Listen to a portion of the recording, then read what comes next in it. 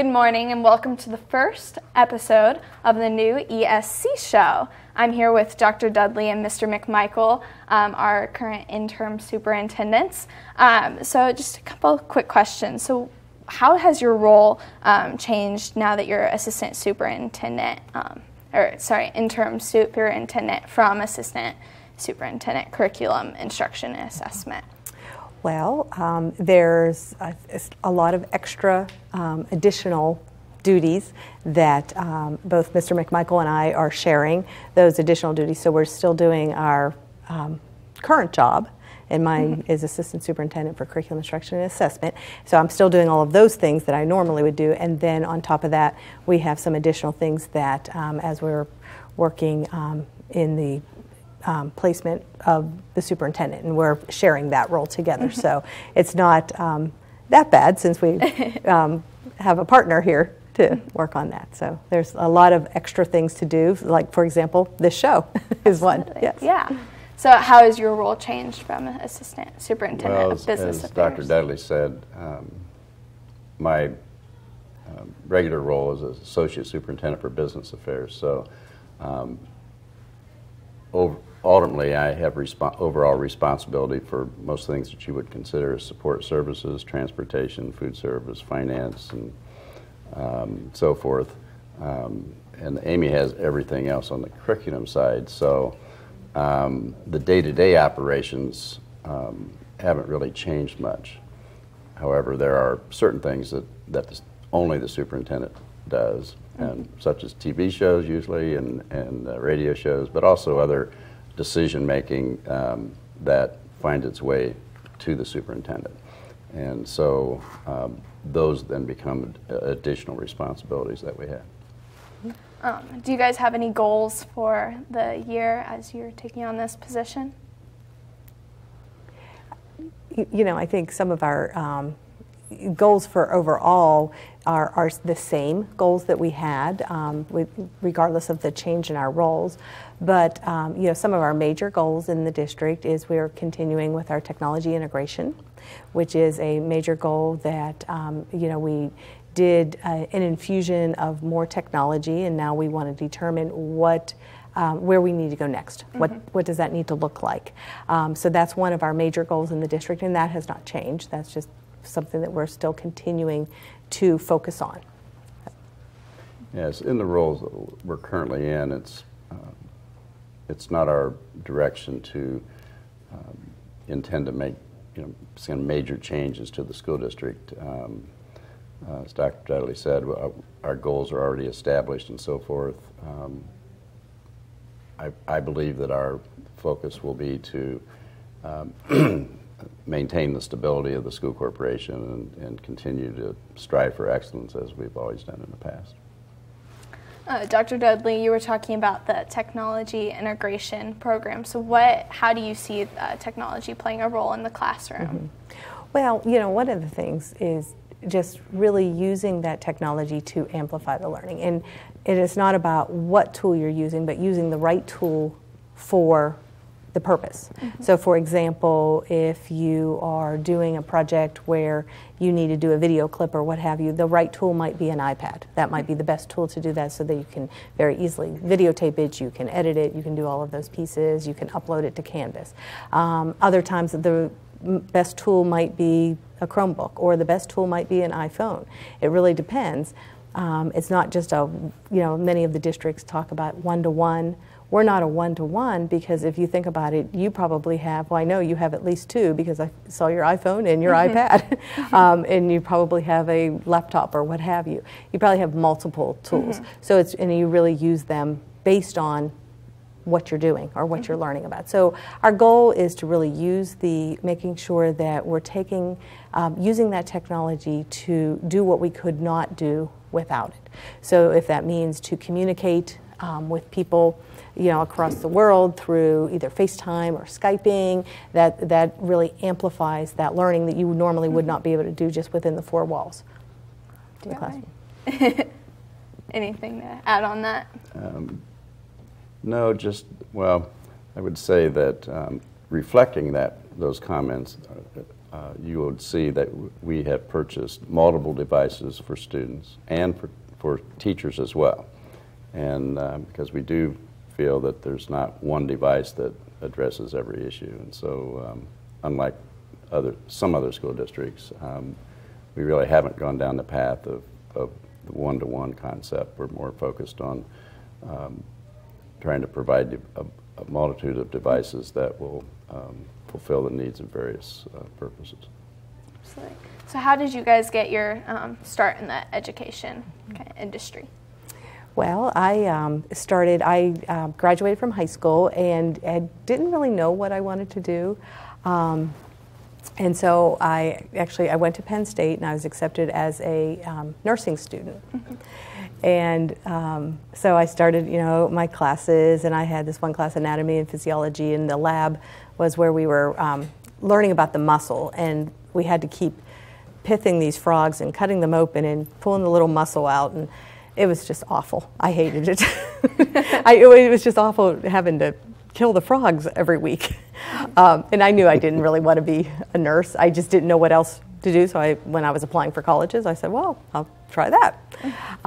And so then I changed my major very quickly, and I knew that I really wanted to be a teacher. And I think I knew that all along. I just don't know why I didn't think of it in the first place. So I went to Penn State, and I majored in elementary education. And then I got a teaching job in North Carolina, and then went on and got my master's in East Carolina, and met my husband, and then we moved to Arizona, and I taught in Arizona and started my doctorate, and then I came back to Indiana and finished my doctorate at IU. So been kind of all over the country. Yeah. Wow. And just absolutely love teaching. Yeah. And, just love, and there's a lot of days that I do miss being in the classroom, when I'm going through the classroom and seeing the teaching and learning, and so really enjoy it. Absolutely, that's awesome. So when I graduated from high school, I wasn't sure what I wanted to do either.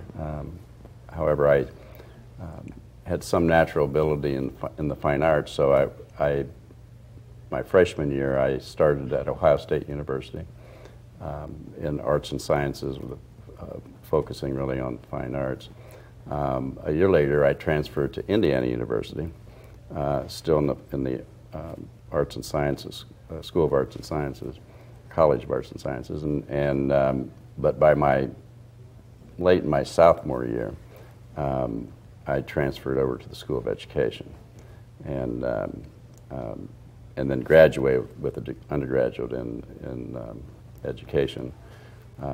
Soon thereafter, I began teaching, and I taught for 5 years. But about the third year into teaching, I was living in Bloomington, Indiana, with Indiana University, so I went back to school and got admitted to the School of Business graduate program, and at that time my intent was to obtain an MBA and then go into the private sector, into business rather than education, which I did after graduating for a couple of years, and then I felt that I really didn't like what I was doing then either, so I found my way back to Bloomington first, and then there was a position open in the business office in the local school district, and I ended up in that job, and that's what put me back in schools, but now in administration rather than teaching.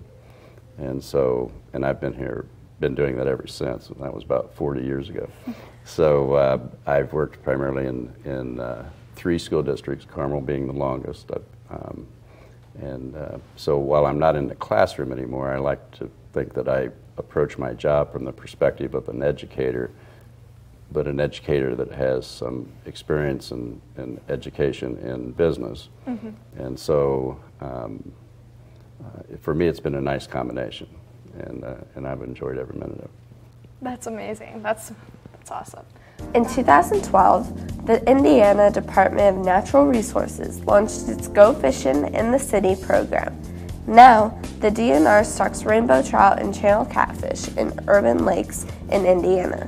Meadowlark Park Pond in Carmel is one of these lucky ponds that has been stocked with approximately 200 channel catfish. My involvement is that I oversee, I'm the Fisheries Management Program Manager, and so I oversee statewide operations. Back in 2013, we were looking at the major urban centers across Indiana. We also, as part of that, were looking to make sure that any ponds or lakes that were selected had plenty of shoreline access for people to basically fish from shore. And these ponds or lakes had to be, they had to be big enough and deep enough where if we put fish in, that they would survive for at least several months to give people an opportunity to fish for them. You know, they wouldn't survive if we didn't put them there. Well, we do have a number of fishing events throughout the state where we have our Go Fishing coordinator or local partners help kind of educate people as to how to fish if they've never fished before. We have basically workshops that they can attend and learn how to, tie a hook on a line, learn how to cast, learn about water quality, those sorts of things. Well, fish stocking, what it does for the environment, I guess in short, it gives people environmental awareness. A lot of the fish species that are stocked, a lot of fish species have issues with natural reproduction because the water quality has been diminished for one reason or another. And so when we put fish in areas where they can survive, it gives people an understanding that, for like rainbow trout, for instance, they're a high water quality species. And so, when we put them there, I think people become educated that, this is a species that needs high water quality. If we want more fish stock like this, we need to have greater water quality. We need to have watershed management, greater emphasis on soil and erosion practices, those sorts of things. So I think it's definitely an education tool. We do stock catfish, and we also stock rainbow trout in a few select waters throughout the state. Channel catfish are a little more tolerant of warmer water temperatures, and they tend to last longer than rainbow trout. Also, rainbow trout are more expensive to raise, and so in general, I think we're stocking around a dozen different waters throughout the state with a dozen urban waters throughout the state with channel catfish. And they just tend to last a little bit longer. It gives, like I said, people more time to fish for them, and they're less expensive to produce. Rainbow trout are kind of a bonus fish. We don't stock as many of them, again, because they are rather expensive to produce, and they tend to need higher water quality. The Carmel one is stocked with channel catfish, follow those reasons. Good morning. I'm here with, once again, Dr. Dudley and Mr. McMichael, and I'm also joined by student here at CHS and member of the Fishing Club, James Oleksic. So as we saw in that video earlier, the DNR is stocking a pond in Carmel, Meadowlark Park Pond, with fish, which is super cool and exciting. Do you guys like to fish? Do you have family that likes to fish at all? I do like to fish. But I don't like taking the fish off the line, so I don't really like to catch them. I love to fish. My 14-year-old daughter and I go to there's a pond near our neighborhood, and so we go there regularly in the summer and fish. So, James, you have a really interesting perspective on this DNR stocking. I was talking to you earlier about how you don't find it necessarily completely beneficial for fishing. Well, not really, because there's lots of places around here where you can go to catch channel catfish, which is what they do stock in there. So you can go to, like, the White River has lots of them, and then Morris and Geist reservoirs as well. And then most of the local ponds in those neighborhoods also have catfish in it. So I think just adding another opportunity for catfish is kind of a waste of funds in general. I think it would have been better if they had chosen either a different species they could have stocked to make it a more diverse fishing opportunity here in Carmel, because there's not really, you either have bass, crappie, or catfish is basically all you have around here. So I think they could have definitely switched it up a little bit, I guess. But then again, you also don't have very many diverse habitats for fish around here. So that's all it could really support. So all in all, I do not think it is too beneficial for Carmel fishing overall. Have you guys seen any benefits of fish stocking here in Carmel with your experience?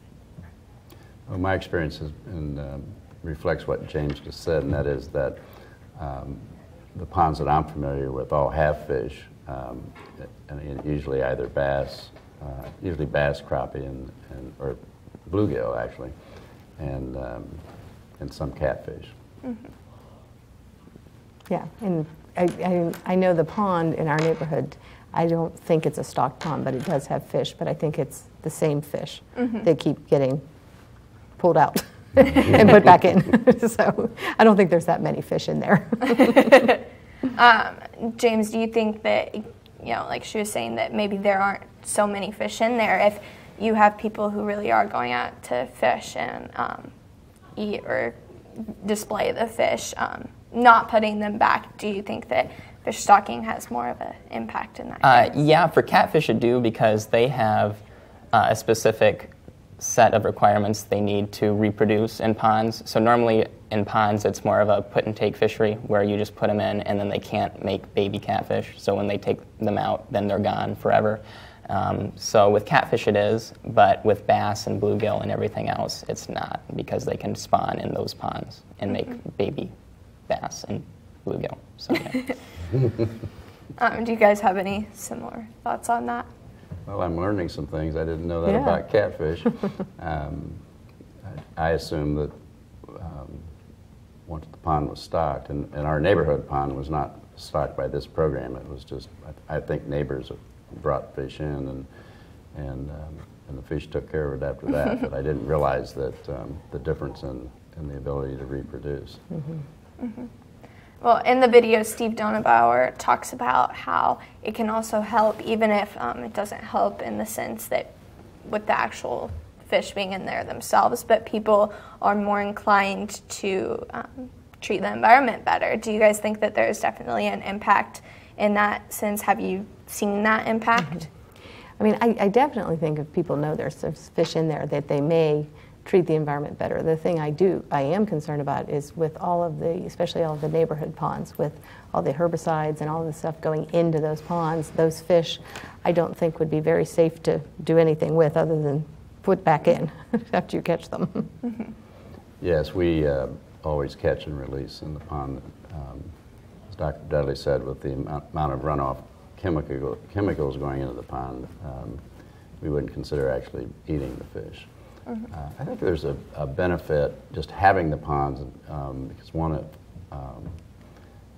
in a suburban neighborhood, it gives opportunity for people to get out and be in nature, and for some, I think that creates the opportunity to have appreciation for that, and in our case, the pond is in our neighborhood. I think generally our neighbors are going to be conscientious about maintaining the appearance and the land and the property itself, and so we really don't see a problem with litter and that type of thing. Yeah, I don't really notice problems in neighborhood ponds or at Meadowlark with like physical litter, like McDonald's cups or something like that. But I think whether or not there's fish in it is gonna matter with like herbicides and pesticides, like she said. Which people use on their lawn. So I would not recommend eating anything out of a neighborhood pond. And even like the White River has had oil dumps and stuff in it, which has resulted in fish kills. So I wouldn't eat anything out of there either. So yeah, most of the lakes around here are pretty nasty. I do not think that Meadowlark is, though, because it's more secluded and in a park. So I don't think that they have the same runoff that they do, that the other ponds do. So I think that if someone were to eat, especially catfish, which mostly sit on the bottom and eat gunk off the bottom, I think that would be the best alternative for eating catfish if they were to keep one there. Yeah. All right. Well, thank you for joining us today, James. Be sure to stay tuned for the next segment of the ESC Show. All right, so I'm here with Dr. Dudley and Mr. McMichael, and we're going to decorate some pumpkins for Halloween. So if you want to go ahead and get started, it's just some basic questions. Do you guys have any favorite Halloween traditions? Well, in the fall, I just love, like, our family, we love to go to the apple orchards and pick apples and then come home and make pies or caramel apples. Sometimes it just depends. Yeah, Absolutely. So we love to do that. We don't have a lot of Halloween traditions. It's, at least with my wife, it's not her favorite holiday. However, we do enjoy going out with our youngest daughter for trick-or-treating and passing out the candy. That's always a big thing in our house. And we usually watch a movie later that evening. Do you have a favorite movie that you guys like to watch? No. We usually just pick whatever our daughter thinks is her favorite movie, and that's what we watch. So that kind of leads me into my next question. What's your family like? Are you guys married? I know you're saying you have a kid and a wife, but Yes, yeah. I'm married. I have 4 children. My wife and Perry and I have 4 children, ranging in age from 14 to 41. And so we also have 2 dogs, a Maltese, Lucy, and a Labradoodle, Ophelia. And so between all of them, we keep pretty busy. I'm sure. Yeah, and I'm married. My husband William and we have 2 children, and they are 20 and 22, and they both graduated from Carmel High School. Oh, wow. Yeah, so they graduated in 15 and 13. And my daughter, so she's at Purdue, working on her 5th year of college in communications. Oh, really? Yeah, and then my son he's in the Navy, and he lives out in San Diego. Oh, wow, Yeah, that's awesome. Yeah, and we also have 2 dogs. One I inherited from my daughter, who after our one dog died when they were in high school, we said we'd never get another one, but we got another one, and now I have 2 because I inherited one. Yes, so I have Nellie and Remy, but they keep us very busy. I'm sure. Do you guys have a favorite Halloween memory, from when you guys were little, or maybe when your kids were younger? You know, one of my favorites is when my kids were really little. They were toddlers, and I made them. They were both. I made them Hershey Kiss costumes. Oh. So one was the one with almonds, so she was gold, and then my son was the silver one. And my son actually couldn't even walk yet. So remember, we pulled him around in a little wagon, and he did not want to keep the little hat on, but it was so cute. They had, yeah. That was when I used to make their costumes.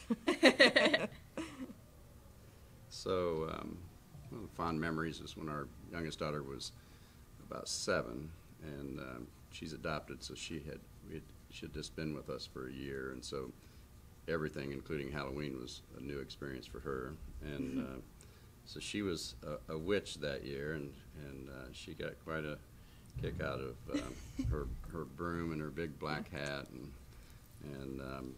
just the whole idea that if you knocked on somebody's door, they would give you candy. Oh, yeah. Was enough for her. So it was a kind of a fun thing to watch. Oh, that's awesome.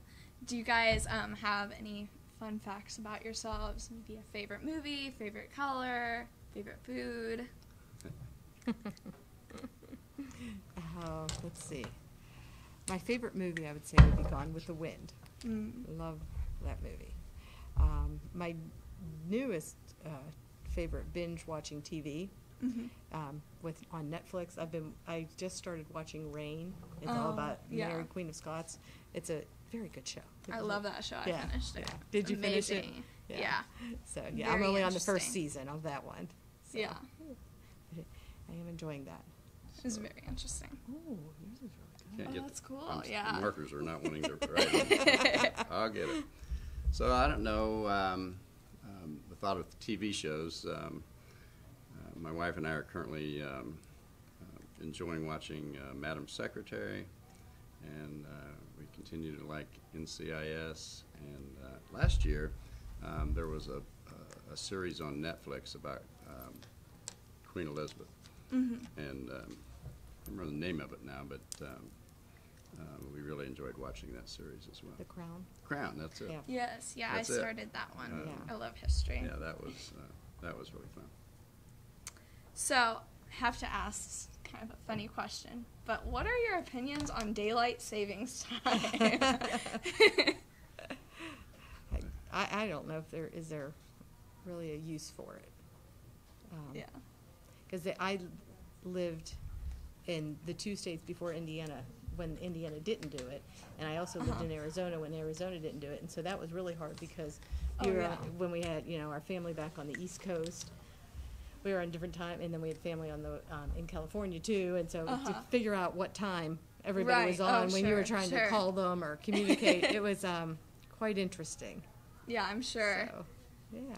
For the most part, I don't see it as a big deal. You still have 24 hours in a day, and if you didn't look at the clock and just kind of got up when the sun came up and so forth, it wouldn't seem to make any difference. My wife, on the other hand, just hates it. And it's some kind in the job that I'm in. It comes up because of school and the start time of school, and whether students are standing at the bus stop when it's dark, and so we and sometimes there have been attempts to kind of put me in the school district kind of in the middle of that argument, because there are people who want to know our opinion, because if our opinion is consistent with theirs, then they would want to kind of use that as support for that perspective. But I'm usually not a very good subject because my response generally is I don't really care. So. All right, are we almost done? Any finishing touches? Yes. I can't get the marker. Can't get the markers. You doing this thing? Yeah. Yes. Yours is much more artistic. Oh, definitely. Well, fortunately, the much first more marker, artistic than mine. Definitely. the first marker Same worked. way. Fortunately, it was writing on the pumpkin, so otherwise I'd be in trouble.